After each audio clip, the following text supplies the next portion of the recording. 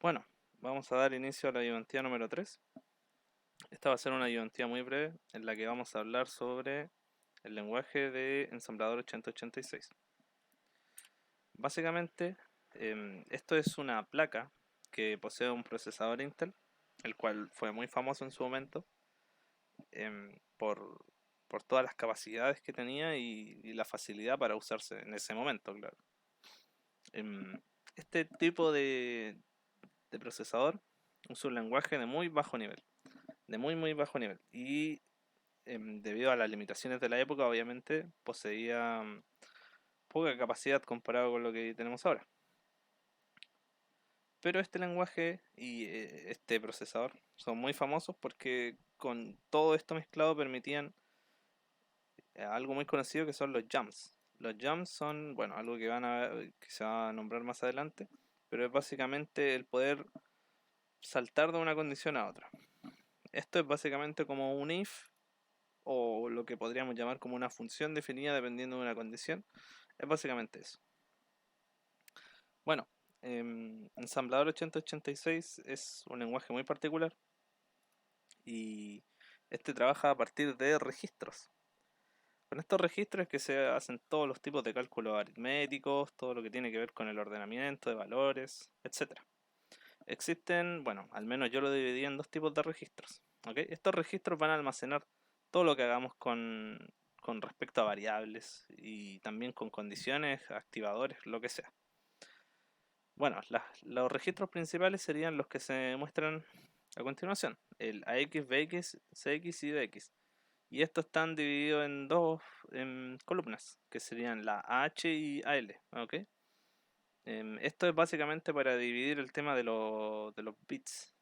En una cadena estarían, como se mencionó aquí, los 8 bits y en otra los 16, con la cadena completa serían los 16. En este caso serían 8 y 8. ¿Ok? Bueno, como se fijan, cada uno de estos registros cumple una característica en particular. Por ejemplo, en el caso de la X es un registro acumulatorio. Aquí es donde se guardan los cálculos que se realizan. Por ejemplo, cuando se realiza una multiplicación entre dos valores, ese resultado se almacena en esta variable. Una resta o cualquier otra cosa también. El registro X es el que genera los cálculos aritméticos, como resta, suma, multiplicación, división, lo que sea. Uno usa este registro como la base para aplicar ese cálculo. ¿De acuerdo? Aquí es donde se llevan a cabo todas esas acciones. Y claramente los resultados de esto quedan en X. Bueno, luego tendríamos X, que este guarda la cantidad de ciclos que se ejecutaron. Es decir, por ejemplo, si un programa tiene, supongamos, un for y se ejecuta 3 veces, la cantidad de veces que se ejecutó se va a guardar aquí. ¿De acuerdo? Y finalmente tendríamos el de X, que es de entrada y salida de datos. ¿Ok? Em, Esto también, como se menciona, también se ve para la implicación de valores durante el cálculo. ¿De acuerdo? Estos son como residuos, básicamente. ¿De acuerdo? Que se almacenan los residuos. Y también valores de entrada y salida, como pueden ser el mostrar algo en pantalla o el recibir algo. ¿De acuerdo? Estas son las principales variables que se trabajan y bueno, decir variables también no estaría del todo correcto, ya que estos son más que todo como nuestros botones de una calculadora, por así decirlo, ¿ok? Todo lo que vamos a hacer se realiza con esto. Y, y aquí es donde se trabaja todo. Luego estos valores se pueden pasar a otras variables que van a estar estáticas y nosotros vamos a controlar, pero todo se realiza a partir de esto. ¿De acuerdo? Bueno, luego tendríamos los registros secundarios, que no por ser secundarios significa que son menos importantes, son igual de importantes. Y estos trabajan más que todo con el tema, como se ve acá, de las banderas o flags. Eh, Aquí tiene que ver todo el trabajo de, por ejemplo, cuando al dividir un número, si este dejó residuo o no, se va a marcar una bandera en específico, va a obtener un valor, o también cuánta cantidad de caracteres tiene una cadena, como se observa aquí con el sí y el di, son para recorrer arreglos de números, ¿vale? Básicamente. Y por ejemplo el IP también trabaja con el tema de las banderas en el caso de que se haya hecho una comparación. Todos estos valores son para determinar ciertas situaciones que ocurren al ejecutar nuestro código. ¿De acuerdo? Esto es básicamente nuestros booleanos, por así decirlo. No todos trabajan así, pero la gran mayoría. Y de aquí hay que tener algunos en cuenta porque son los que más se usan, los demás son un poco más... no es que no sean importantes, pero no son tan relevantes. ¿De acuerdo? En cualquier caso, si quieren ver más información respecto a esto, aquí les dejé un link para que lo abran y pueden leer ahí respecto a toda la documentación de ensamblador 8086. Bueno, aquí tendríamos un ejemplo muy básico. Esto sería básicamente la estructura de 8086. Si se fijan, la estructura básica que tiene es tener un org 100h, ¿vale? Que este es nuestro, por así decirlo, nuestro distintivo de inicio de página del código, y un ret, que es la finalización. Y bueno, aquí tendríamos distintos cálculos aritméticos. Si se fijan, tenemos un mod al 1b. ¿Qué significa esto? Que en la fila del AL, ¿ok? En este segmento, voy a aumentarlo un poquito. En este segmento de la L se va a guardar un 1, pero un 1 ¿qué? Un 1 binario, o sea, un 0,1. Se va a hacer lo mismo con el BL y se va a hacer lo mismo con el CL, ¿ok? Y aquí se usa la función not. Bueno, como sabrán, not es negación, por ende, si aquí era un 1 binario, este se va a transformar en un 0. Y luego aquí se hace la comparación del AND con el AL y el BL, y luego el OR AL con CL, ¿ok? Ya, estos valores exactamente se guardan en otra variable, ¿de acuerdo? Que sería donde decaen todos estos valores. ¿Y en cuál sería exactamente? En el AL.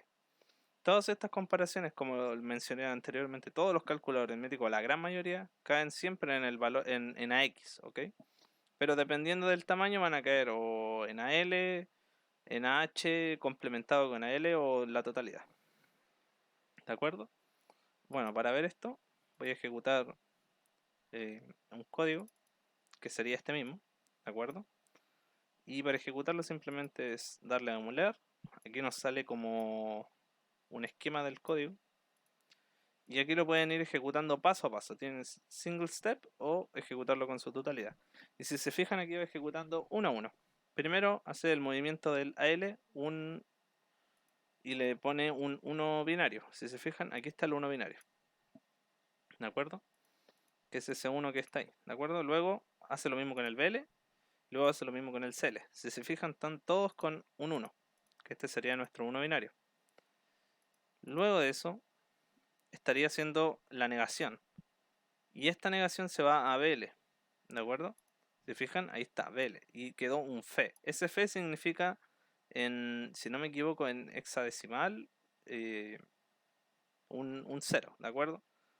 Es más que todo por el tema del control de las variables, ¿de acuerdo? Porque no puede poner un 0 como tal, porque ese 0 se distinguiría como que no colocó nada, pero sí colocó algo, ¿de acuerdo? Luego hace el AND, y si se fijan, el AND, el valor del AND, se guarda en AL, ¿ok? Ahora, ¿qué es lo que hizo realmente con este AND? Comparó estos dos valores e hizo la compuerta lógica AND. Dijo, a ver, AL, ¿cuánto es AL? 1. Y BL es 0. Entonces, si ambas son distintas, el resultado va a ser 0. Y por ende se guarda 0. Si hubieran sido 0, 1, 0, 1, hubiera quedado un 0, 1 acá y no se habría modificado. ¿De acuerdo? Entonces nos queda un 0. Y luego hace un OR. Hace un OR entre AL y CL. CL en este caso es 1. Por ende, como hay un valor que es un 1 binario, se va a guardar ahora un 1 acá en AL. Y si se fijan, efectivamente. Y luego finalmente el ret termina la función, hace los pasos correspondientes del sistema y listo, termina. ¿De acuerdo? Es básicamente esto 8086. Con esto pueden hacer un montón de cosas. Pero este no es el esquema ideal para trabajar porque es un poco desordenado. Si se fijan, hay estas partes de acá que no se entienden muy bien. A veces se pueden mezclar con partes de código y es bastante sucio trabajar así. Que sea de bajo nivel también implica que puede quedar un poco no del gusto de todos. Y también para el tema del trabajo se complica mucho más, trabajo general, laboral. Entonces, para estos casos es que se usan un método mucho más estructurado, que ya lo debieron haber visto, pero que lo vamos a mencionar luego. Pero antes de eso, claro, el tema es que yo aquí puedo hacer muchos cálculos, muchas cosas, pero necesito alguna manera de controlar cuando yo quiero hacer algo y cuando no. Para poder realizar ese control, yo es que uso los famosos jumps o saltos. Bueno, los jumps básicamente serían como nuestro switch o nuestro if en otro lenguaje, pero bajo ciertas condiciones específicas que van a estar controladas por los mismos registros secundarios. ¿Ok? Aquí hay una lista que les pasó el profesor de jumps que existen, ¿de acuerdo? Que todos cumplen una característica, ¿de acuerdo? Estos valores se van modificando dependiendo alguna cosa que ocurra, ¿de acuerdo? En este caso, por ejemplo, el registro ZF tiene que ver con el tema de las comparaciones. Cuando yo comparo dos valores, si me dan iguales, me va a marcar un 1. Si no son iguales, me va a marcar un 0. Entonces, está siempre realizando una comparación. O sea, si yo realizo una comparación y luego ejecuto esta acción de jump, si se cumple, va a ser lo que le marqué en el jump. ¿De acuerdo? También están los otros sistemas que son para llamar, que es un call. El call sería básicamente decir, yo llamo a esto, ejecuto y luego de ejecutar me devuelvo a la parte que estaba anteriormente. Es muy similar, pero no cumplen las mismas funciones.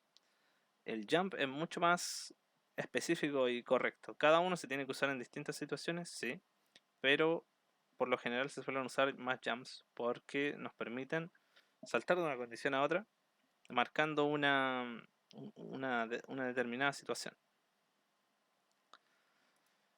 Bueno, aquí estarían los registros de estados. Estos serían los que se basan en ciertas cosas que ocurren en el sistema para poder ejecutar estos jumps. Si se fijan, cada uno se activa con distintas cosas. Cuando yo hago un mayor igual, me va a dar un valor y ese se va a ejecutar en los distintos jumps que existen. ¿De acuerdo? Y aquí están las variables que influyen. Ahora, si se fijan aquí yo marqué una especie de string. Bueno, esto es básicamente que en este sistema no solamente se pueden mostrar números, sino que, o sea, no solamente se pueden trabajar con números, sino que también con palabras, strings, de toda la vida. Pero claro, esto se tiene que hacer de una forma muy específica. Bueno, si se fijan aquí hay varias cosas a anotar. Primero que, claro, marqué mi mensaje como mi variable, luego le especifiqué el ancho de bits que tiene, en este caso le coloqué 8 bits o un byte y me coloqué mi palabra, ¿ok? Ahora, esta palabra, si se fijan, tiene un espacio al final y luego tiene un signo de peso. Si yo no coloco ese espacio, es básicamente como generar un, un slot más para luego mostrar otra variable o algún ingreso de valores. Ese signo peso representa que aquí finaliza mi cadena, ¿de acuerdo? Si el sistema no sabe solo cuándo termina una cadena, ¿de acuerdo? Tenemos que especificarle con el signo peso que aquí termina. Y luego cuando queremos ejecutar o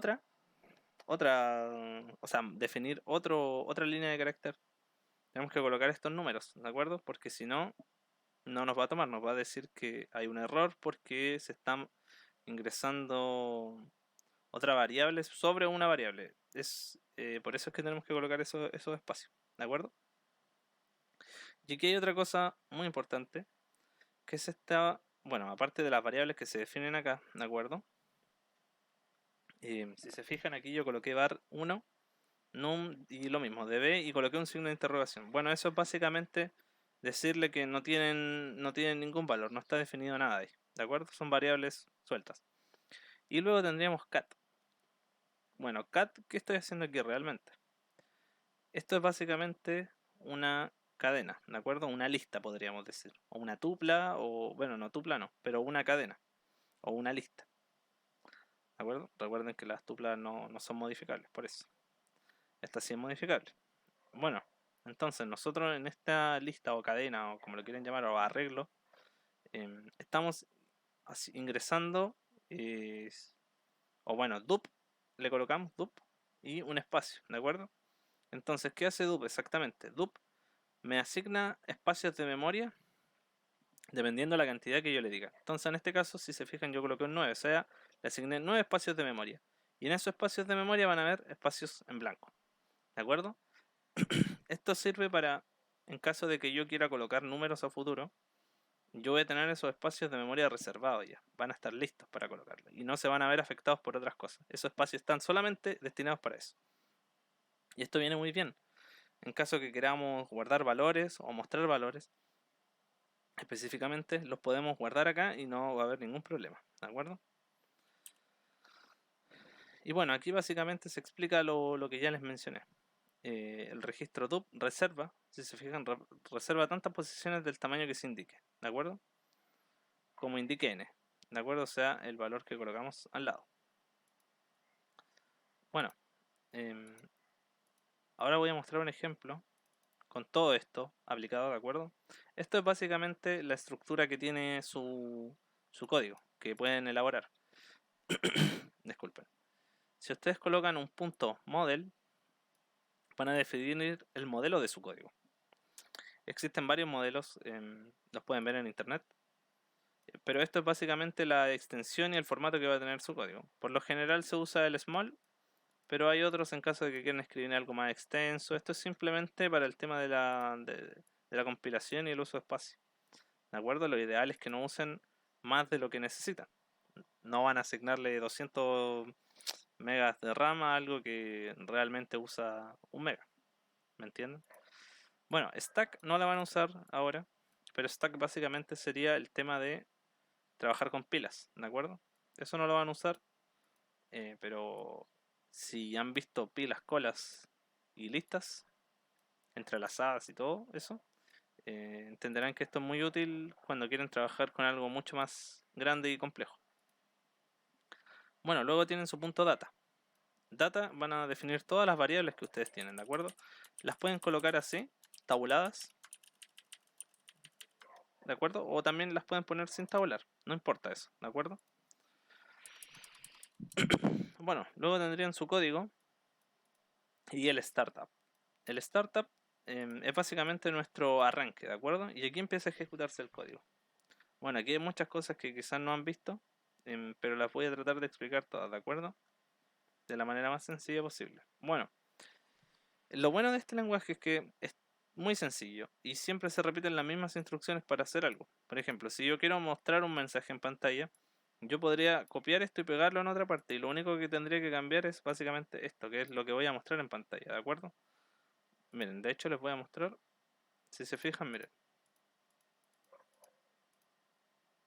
Bueno, aquí tendríamos el mensaje que mostramos en pantalla. Si se fijan, es el mismo que yo escribí acá.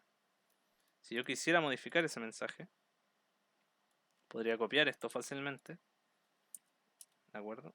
Bueno, no tendría que copiar este, porque recuerden que hay que colocar los numeritos abajo. Coloco eso y colocaría un ejemplo. Por ejemplo, hola. Y obviamente con nuestro signo peso al final. Luego lo emulo. Y me parece que no me lo va a mostrar claro, porque no lo cambié en el apartado de acá. Bueno, pero cambiándolo de ahí y ejecutando los pasos, si se fijan aparece el mensaje. O sea, podría copiar el mismo código que está acá en esta parte y mostrar un mensaje en pantalla, ¿de acuerdo? Es súper sencillo. Bueno, entonces, aquí yo muestro un mensaje en consola, ¿de acuerdo? Voy a ejecutar esto para que lo vaya mostrando luego paso a paso, cómo se muestra. Bueno, y luego viene la parte interesante. Yo hago unos movimientos de variables, ¿de acuerdo? Esto es simplemente para dejar mi variable 1 definida como 0, ¿de acuerdo? Esto como tal no es necesario porque ya de por sí está definida como nada, como que no hay nada ahí.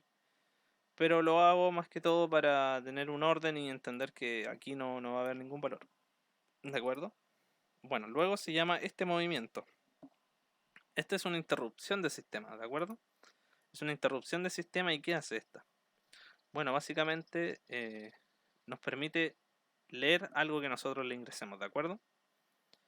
Ya, pero este valor va a estar convertido a hexadecimal, ¿de acuerdo? Por lo cual nosotros tenemos que restarle una cantidad para transformarlo nuevamente a decimal, ¿de acuerdo? Ahora miren, les voy a mostrar que si yo corro el programa, ven, si se fijan me está esperando. De hecho aquí dice waiting for input. Entonces yo tengo que escribir un número para que funcione esto, ¿de acuerdo? ¿Podría escribir una letra aquí? Sí, pero estamos suponiendo que aquí no hay control de errores ni nada así tan avanzado como en otros lenguajes. ¿De acuerdo? Recordemos que esto es muy bajo nivel y estamos viendo cosas simples. Entonces, nosotros podríamos ingresar aquí un número, se fijan un 1, y ahora me está pidiendo otro número. Ya, ¿qué pasa con eso? Bueno, esta función solamente me solicita un número. Ahora, ¿qué pasa si yo quiero solicitar 2 números, o 3 números, o 4 números, o 10.000 números? No importa. Bueno, 10.000 no van a poder. Pero la idea es entender qué puedo hacer yo si quiero solicitar más de un número. Bueno, aquí si se fijan yo hago un cálculo aritmético. ¿Por qué hago este cálculo de mover un 10 acá y multiplicarlo? Bueno, recuerden que si yo hago esta función, va a multiplicarlo al registro AL. Y el registro AL tiene básicamente el número que yo tenía previamente, que convertí. ¿De acuerdo? Bueno, si se fijan, aquí lo pasé el número de vuelta. Aquí lo pasé a num y se lo volví a pasar. Esto es básicamente por temas de seguridad para que el número no se pierda. Que yo siempre lo tengo guardado en num, porque como les digo, el registro AL es muy volátil, siempre se está usando y si ustedes ejecutan una acción se puede perder, entonces siempre traten de respaldarlo en otra variable que ustedes hayan creado. Luego moví un 10 y lo multipliqué por 10. ¿Por qué? Bueno, yo estoy trabajando aquí con números de 2 dígitos, ¿de acuerdo? ¿Qué significa eso? Que si yo, por ejemplo, escribo un 14 y yo coloco un 1, ese primer número va a ser un 1 solamente. Yo necesito decirle al sistema que no, que eso no es un 1, es un 10 realmente. ¿Vale? Y cuando yo ingrese mi otro número, que es un 4, se lo sumo a ese 10 y pum, hago mi 14. ¿De acuerdo? Por ejemplo, si yo quiero ingresar el número 90, primero ingreso el 9, pero ese no es un 9 realmente, es un 90. ¿De acuerdo? Entonces tendría que multiplicarle 10 a ese 9, 9 por 10, 90. Y luego cuando ingrese el 0 va a ser simplemente un 0, un dígito. Y ese 0 se lo voy a sumar a 90 y me va a quedar 90 igual. ¿De acuerdo? Es básicamente eso. Entonces, yo hago esta multiplicación. Y luego ese valor que obtuve, en este caso supongamos que puse un 1. Entonces, si yo puse un 1, aquí va a ser un 10 realmente. Porque 1 por 10 son 10. Y ese 10 lo vamos a mover a auxiliar. ¿De acuerdo? Auxiliar lo voy a usar en este caso para mantener mi número a salvo y luego sumarlo con mi otro con mi nuevo valor que obtenga. Y aquí realizamos la misma función que acá, si se fijan, miren, empieza igual. ¿De acuerdo? Simplemente solicito el número y luego le resto el 30h para devolverlo a decimal. Y si se fijan, aplico la función add. Add simplemente me va a sumar estos dos valores y lo va a agregar al registro que agregamos aquí, o la variable. Y una vez hecho eso, de auxiliar lo muevo a BL y de BL lo muevo a número. ¿De acuerdo? Esto es básicamente para mantener nuestro valor siempre a salvo. Podrían borrar uno de...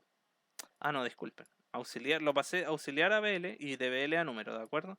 ¿Por qué no lo pasé directamente de auxiliar a número? Se puede hacer, pero es más que todo por temas de seguridad. ¿De acuerdo? Y bueno, luego simplemente con esta función estoy mostrando mi resultado, ¿de acuerdo? Voy a escribir otro número, si se fijan, aparece la palabra, tu cifra convertida es... Bueno, ahora si se fijan, esta función es igual a la que había en un inicio, con el lea nuevamente, solamente que difiere que aquí es mensaje 2 y aquí era mensaje 1. Bueno, muestro este mensaje, ¿De acuerdo? 2 puntos. ¿Y luego qué hace? Bueno, lo que yo quiero hacer con este programa es básicamente convertir el número que yo ingrese a binario. ¿De acuerdo? Entonces, hasta aquí simplemente mostrar mensajes, ¿de acuerdo? Es simplemente mostrar mensajes, recibir un número y tener el número que yo le di. Si yo le di un 14, quiero tener un 14, obviamente. Entonces, ¿qué hago? Bueno, primero hago un movimiento en el registro sí. Si se acuerdan, el registro sí, como mencioné, es para trabajar cadenas. Entonces, ¿por qué le pasé un 6? Bueno, eso es básicamente porque números de 2 dígitos a lo mucho voy a tener una extensión en bits de 6, ¿de acuerdo? A lo mucho. O sea, el número más grande me va a dar en 6. De hecho, miren, si hacemos convertir... Bueno, lo voy a hacer con la calculadora interna que tiene acá. Convertir. Si yo quiero, por ejemplo, convertir un 99, si se fijan a lo mucho, me va a dar una cadena de 6 caracteres, ¿de acuerdo? Uy, bueno, aquí debió ser más grande, pero bueno, me entienden. Aquí se coloca la extensión que desean hacer en el movimiento, ¿de acuerdo? Y es básicamente hacer eso todo el rato, ¿de acuerdo? Yo para cuando inicio mi programa siempre le voy a mover este 6 para poder recorrer mi cadena, ¿de acuerdo? Aquí, disculpen, tendría que haber puesto un 9. Bueno, y aquí empieza la función, ¿vale? Aquí se ejecuta bin. Bueno, ¿y qué hace bin exactamente? Bueno, yo necesito obtener, como les mencioné, el número binario a partir de un número decimal. Y para transformarlos, no sé si recuerdan la regla de la escalera. Bueno, ustedes tienen un número, lo dividen en 2, les va a dar un valor y el residuo lo van añadiendo a la cola y luego siguen haciendo ese cálculo aritmético hasta que llegan que el valor final es 1 o 0, ¿de acuerdo? Y dependiendo de ese lo añaden también al final, ¿de acuerdo? Bueno, y es básicamente eso. Yo estoy pasándole aquí al H un 0, ¿de acuerdo? De hecho pude haber puesto 0 ahí simplemente, pero es lo mismo. Luego, al registro AL le muevo num, luego a BL le muevo el 2 y hago la división. Y recuerden, trabaja con el registro AX, entonces hace la división en 0, o sea, en división en 2 en el registro AX y la vuelve a guardar en AX.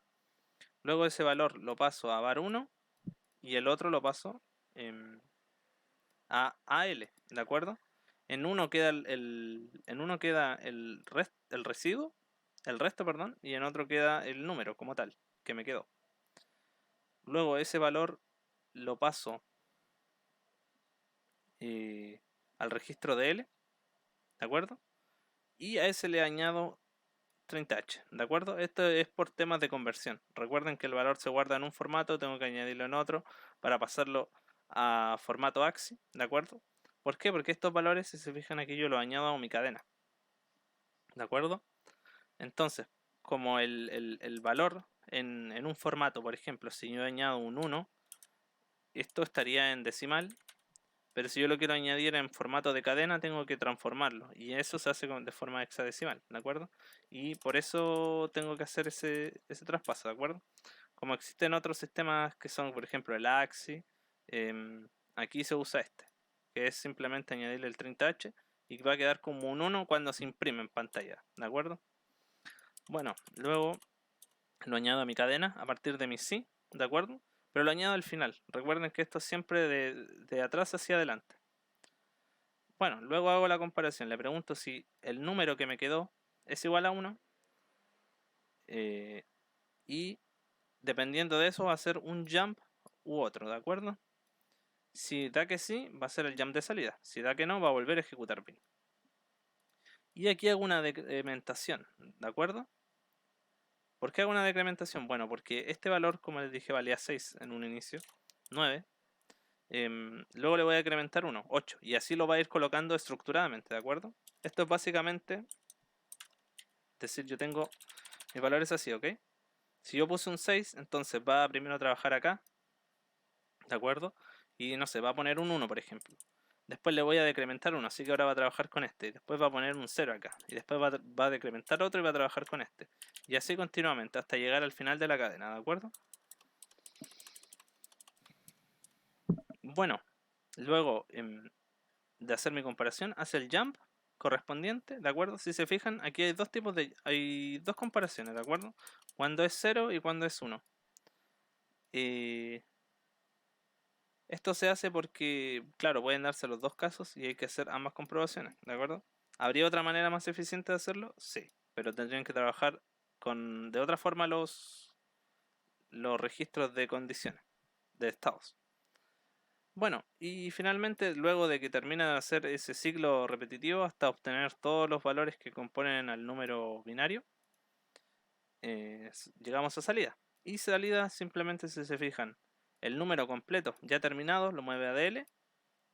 A ese número completo le añade, disculpe, no el número completo, el número final que quedó, lo vuelve a llamar, ¿de acuerdo? Y le agrega el DL. ¿Por qué lo vuelve a llamar? Porque cuando me queda el 1, ese 1 debería volver a ejecutarse y añadirse a mi cadena, pero como voy a hacer la salida ahora ya para terminarlo, lo añado acá, ¿de acuerdo? ¿Ven? Proceso para imprimir cadena final con número binario. Aquí se hace el último, se añade el último número que me quedaba. ¿De acuerdo? Simplemente se mueve a la cadena, a la última posición que quedaba, y hago la misma función que realicé aquí arriba, si se fijan. Es simplemente llamar y mostrar en pantalla. ¿De acuerdo? Muestro en pantalla y finalmente punto exit. ¿Y qué va a ser el punto exit? Esta no es una función, este sigue siendo del esquema este de programación. Y aquí simplemente llamaría el end. ¿De acuerdo? Los jump, como les mencioné, no son como los call. Los call llaman una función y luego regresan a donde estaban. Si yo escribo, por ejemplo, call salida, esto iría acá y luego volvería acá y seguiría ejecutando todas las demás partes. En cambio, el jump directamente, estoy en bin, se ejecutó bin, o sea, se cumplió lo de bin, pum, y vuelve acá y ejecuta todo esto de nuevo, y se ejecutó de nuevo, pum, y vuelve y no regresa nunca, ¿de acuerdo? Por eso salta salida, llega aquí, pum, termina y sigue con esta otra parte del código y termina el programa, ¿de acuerdo? Bueno, este programa se los voy a dejar de todas formas para que lo prueben. Tiene muchas cosas mezcladas y les va a servir mucho en caso de que quieran hacer un input y un output, perdón. Bueno, como último les quería mostrar esto que van a ver después, ¿de acuerdo? Que lo vamos a ver después. Y esto es básicamente para pintar dependiendo de cierta formación. Si se fijan, voy a ejecutarlo. Aquí hay una pantalla, ¿de acuerdo? Bueno, esto sería una pantalla muy pequeñita, ¿de acuerdo? Y en esta pantalla, si se fijan, se está pintando algo, ¿de acuerdo? Esto sirve básicamente en caso de que quieran dibujar alguna figura o hacer algo más interactivo, ¿de acuerdo? Pero que sepan que se puede hacer bastantes cosas con este lenguaje de bajo nivel. Y, y claro, aunque tarda bastante, porque se supone que esto es una emulación de cómo lo haría 8086, esto actualmente sería en menos de fracción de segundo. Aquí tarda bastante, si se fijan, porque tiene que sacar muchos cálculos y tarda el sistema en hacer eso. Pero es para que vean que sí se puede hacer eso, ¿de acuerdo? Aquí se trabajan muchas otras opciones, ¿de acuerdo? De hecho, aquí estamos usando un push, ¿ok? O sea, estamos usando aquí ya pilas, ¿de acuerdo? Pero eso lo van a tener que ver luego, ¿de acuerdo? De momento céntrense en los códigos que les mostré. Lean, si pueden, el archivo este que tiene mucha información muy valiosa. Y eso, espero les haya servido la ayudantía. Vamos a realizar otra la próxima clase para dar los consejos finales para el trabajo. ¿De acuerdo? Y va a ser más que todo hablar sobre lo que les puede llegar a entrar en su trabajo y cómo pueden atacar el problema que les van a dar. Eso, muchas gracias y hasta la próxima ayudante.